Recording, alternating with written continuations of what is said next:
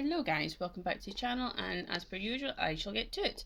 So this, I tried to get a close-up of a model, and initially I wasn't very happy with the results. However, and looking back on it now, I think I was actually beating myself up and being far too critical of my results, and I'm actually really quite happy with them, considering I've been struggling with close-ups. I don't know why.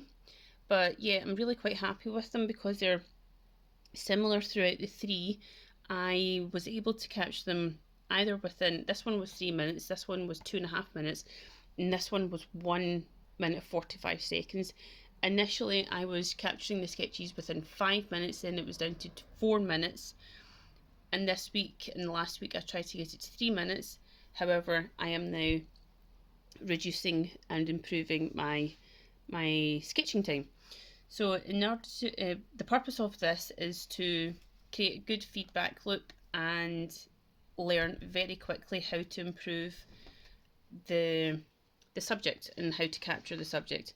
So number 1 and number 3 are the closest to the original reference photo, and I'm just really happy with the overall results. And let me know what you think, what you would do.